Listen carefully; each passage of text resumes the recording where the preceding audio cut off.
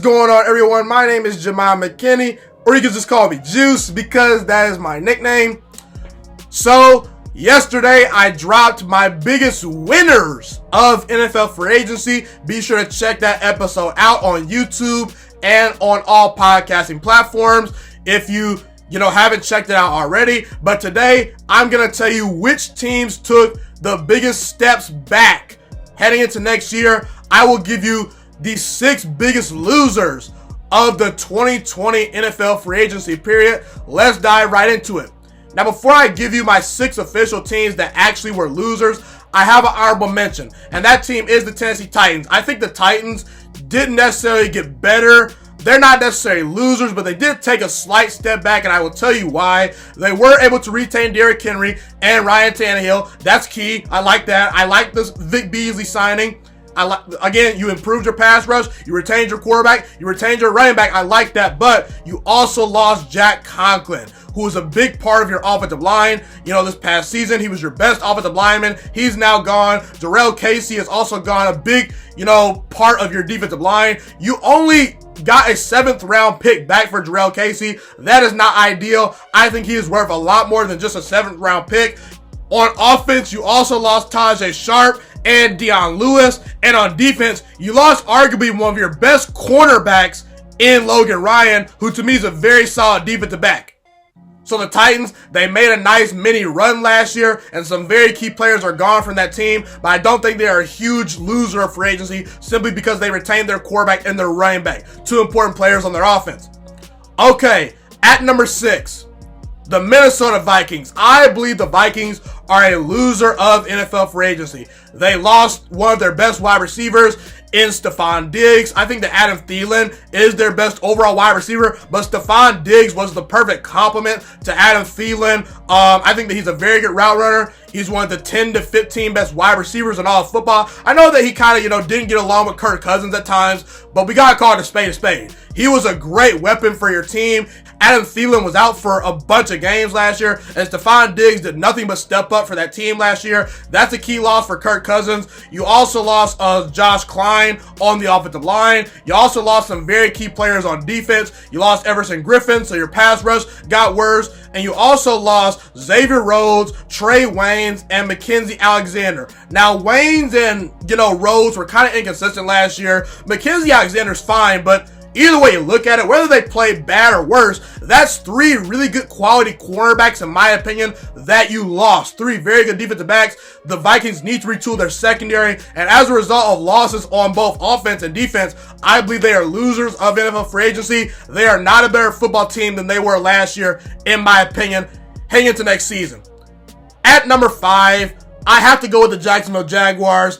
I believe the Jaguars are one of the biggest losers of NFL free agency. I have them at number 5 on my list simply because they are now in a full-blown rebuild mode. They lost a ton of great players on defense. This is a franchise that for the last couple years has been a model of consistency on defense. Now you have to retool the entire defense. The offense really wasn't that great overall anyway. So that's a question, but you lost Calais Campbell, you lost Marcel Darius, 2 very good players on your defensive line. Your front 7 is now worse.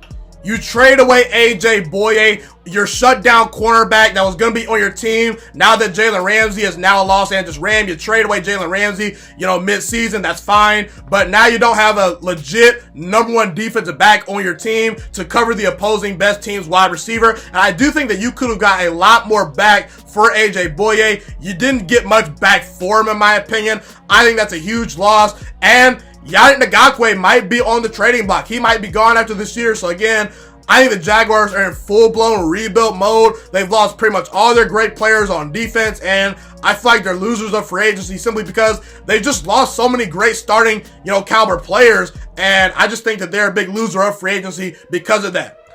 Up next at number 4 is the Los Angeles Rams. I believe the Los Angeles Rams are losers of free agency up to this point. They just lost a lot of firepower on their team. And the Rams are an example of a team that is paying the price for paying a lot of high-level players. A couple seasons ago, actually a season ago, they paid a bunch of players. They went out and spent a bunch of money in free agency. They went all in to try and win a Super Bowl, and it did not happen. And as a result, they got nothing to show for it, and they have to let go of a lot of players because they simply cannot pay these players. They just can't. Their salary cap situation is not that good. Dante Fowler, their best edge rusher, who had double-digit sacks last year, is gone. Todd Gurley, their best running back, is gone. I know that Todd Gurley is kind of sort of in a mini decline state. He's had some injuries. He is battling some knee issues. I get it, but he still was your best running back on your roster, and he's now gone. Imagine if Todd Gurley has a resurgence in Atlanta with the Falcons. That's going to be a really bad look for the Rams. Corey Littleton, your best middle linebacker, is now gone. He was an excellent cover, linebacker. He was great at tackling as well. He was very versatile. He was one of your best defensive players, and he's now gone. Clay Matthews is gone as well. Very, solid edge rusher / linebacker. That was a veteran player on that team last year that contributed. He's gone. Nikel Roby-Coleman, one of the best defensive backs that you had. Pretty much your slot corner is gone. Eric Weddle, a veteran player, is gone. Greg Zuerlein, your kicker, is gone. How many teams lose their kickers? I mean, that's crazy. And one of your best weapons on offense, Brandon Cooks, is gone as well. So you got worse at edge rusher, you got worse at running back, you got worse at linebacker, you got worse at defensive back, you got worse at kicker, you got worse at wide receiver. Not to mention, I don't think you got much back for these guys. I know that you added Leonard Floyd and Andrew Whitworth is back on the team, but again, I believe the Rams have lost a bunch of very key quality players for their team, and I don't think they're going to make the playoffs next year. They are a loser in NFL free agency, in my opinion. Up next at number 3 is the Carolina Panthers. I believe the Panthers are a huge loser of free agency. I get it. Teddy Bridgewater is a solid quarterback. I get why you brought him in. I know that Cam Newton has had some injury concerns in the past, but I just don't think that Teddy Bridgewater is going to be as good as a prime Cam Newton. Teddy Bridgewater is a starting level quarterback, but there's really nothing special about him. I know he's accurate. I know he makes good decisions, but just not a whole lot of arm talent. And I do think that, he went 5-0 with the Saints last year. I get it, but the Saints have one of the best rosters in all of football. He's going from the Saints roster to the Panthers roster. And you lost a lot of players, so I don't think that Teddy Bridgewater is ever going to be what Cam Newton was for this team in, Cam Newton's prime. And that might be fine because the Panthers, they are in clear rebuild mode. I trust Matt Rule. I trust what their ownership is doing, minus the fact that they let go of Cam Newton, which is something that I would not have done. And I really feel that they did Cam Newton kind of dirty because, you released Cam Newton way too late when pretty much all the spots were taken for quarterbacks. And I just feel you should have did Cam Newton a service by maybe, releasing him a little bit earlier. That's a bad look for you. But either way, you lost 2 veteran players that were staples for your franchise the last couple of years. You lost Greg Olsen, the tight end. He's gone to Seattle to play with Russell Wilson. Luke Kuechly retired, so that's a huge blow. He was arguably the best middle linebacker in football. He's gone. You got worse via the Trey Turner deal, in my opinion. I think Russell Okong is, just not that good of an offensive lineman. There's a reason the Chargers let him go. You got older on the offensive line, and you got worse on the offensive line. You virtually don't have any guards that I feel good about. There's several players on the offensive line that are going to need retooling. You also lost Poe and Vernon Butler on the defensive line, so your defensive tackles are a huge question. You lost Mario Addison. You lost Bruce Irvin. James Bradbury, your best cover corner, is now a New York Giant. And I know you signed Robbie Anderson. I like DJ Moore. I like Curtis Samuel. I like Robbie Anderson. But outside of wide receiver and maybe Christian McCaffrey, I think Christian McCaffrey is pretty good. I'll say Christian McCaffrey. Outside of your running back group and your wide receivers, there's nothing that I feel truly, truly good about except maybe quarterback on this team. So again, I think the Panthers lost a lot of talent. Their defense is going to need a whole new retooling. The offensive line is just not that good right now. And I think that they are a huge loser of NFL free agency because they just lost so many good players. And again, they're rebuilding. We'll see how it goes. At number 2 overall, I have to go with the Houston Texans. I believe the Houston Texans are big losers of NFL free agency. But before I get to the DeAndre Hopkins trade, because that's the obvious one right there. Everyone bangs on Bill O'Brien for the DeAndre Hopkins trade. I certainly did, and we will get to that in a little bit, but I'm kind of disappointed in the Houston Texans because they actually had a lot of money entering NFL free agency. And I don't think they're a better football team. That's bad because when you have as much money as the Texans had entering NFL free agency, I mean, this team was up 24-0 on the Kansas City Chiefs in the division round of the playoffs. What if they close that game out and win that game? They get the Tennessee Titans at home in Houston for a playoff game. They may have went to the Super Bowl. A lot of things could happen for Houston last year. I believe that they were a couple pieces away from, being a Super Bowl contender, and they had Deshaun Watson. They still have J.J. Watt. They still got some solid players. Houston's a talented team, and they did nothing to improve their roster.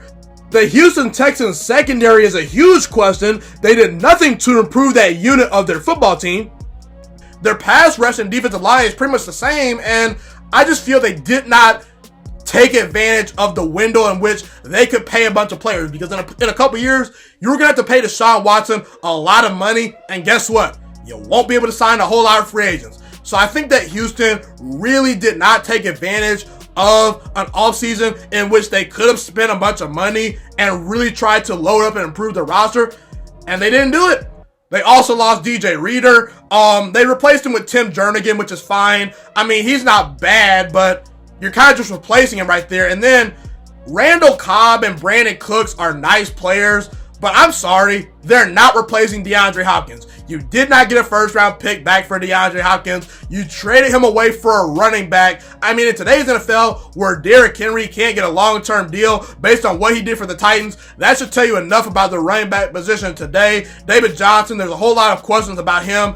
That was a bad contract you took on as well. And again, Brandon Cooks and Randall Cobb are fine, but they're very injury prone, and I don't think they're true number one wide receivers that you can really rely on. I know you have a lot of speed on the outside, but they're not DeAndre Hopkins, and you did not get a whole lot back for DeAndre Hopkins. And personally, I would not have traded for Brandon Cooks because this is one of the best wide receiver drafts in a long time. You could have gotten a player that maybe resembled Brandon Cooks in the draft, okay? You could have done that, and you didn't do it. And I just think Houston did not get better as a football team when they had a chance to get better, and this trade was just an absolute disaster. It's one of the most lopsided trades I've seen in a long time, and Houston's a big loser as a result. The biggest loser of NFL free agency is the New England Patriots.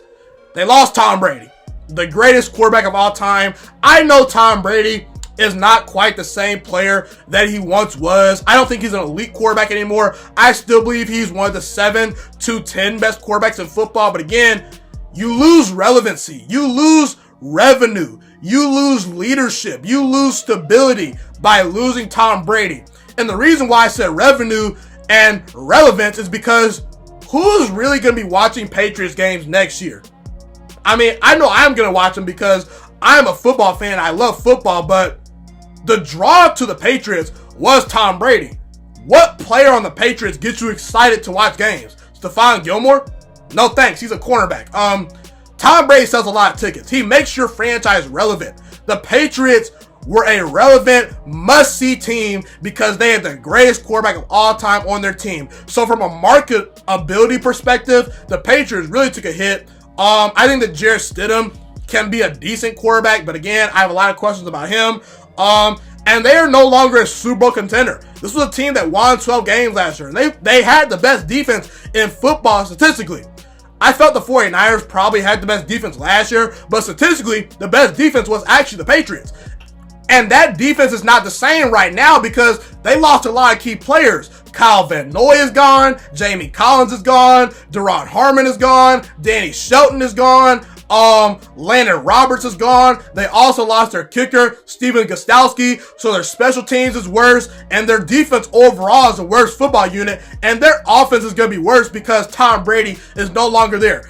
I got news for you. The Patriots are not winning 12 games like they did a season ago. Okay, they're just not. The Buffalo Bills are the clear-cut favorite in that division, in my opinion. And again, I got to ask this question. Where did the Patriots get better? They got better in no areas, in my opinion. They got worse in a lot of areas. So I believe that the Patriots have lost relevancy. They lost a great leader in Tom Brady, who was a franchise quarterback that was very stable for them for 20 years, won them 6 Super Bowls. And I know that Tom Brady kind of had a down year, but anytime you have Tom Brady on your team, Unless he hasn't fallen off a cliff, I believe you can win a Super Bowl each year with Tom Brady as your quarterback, simply because he's just such a clutch player. He's such a great leader. He gets the best out of his players, and now Tom Brady is gone, and Bill Belichick has really got to retool this whole team. The defense needs work, the special teams needs work, and the offense will not be the same because Tom Brady is no longer a Patriot. The Patriots are the biggest losers of the 2020 NFL free agency period, in my opinion. So again, those are my 6 biggest losers of the NFL free agency period from the 2020 NFL offseason up to this point. Be sure to comment where you agree with me and disagree with me. Love to hear what you guys have to say in the comment section. Thank you so much for watching this video today. Please also note that the juiciest Sports Podcast is not just a YouTube channel. It is available on all podcasting platforms, including Spotify, Google Podcasts, iTunes, and Apple Podcasts. Also, if you enjoyed this video, be sure to like, comment, subscribe, and share this content with all your friends. This podcast is my favorite thing in the entire world right now. It is my passion. And I want more people to listen to this podcast. I really want this podcast to grow. Also, a fun fact about me is that I want to go into the sports broadcasting and media world once I graduate from the University of Toledo, a college in Northern Ohio.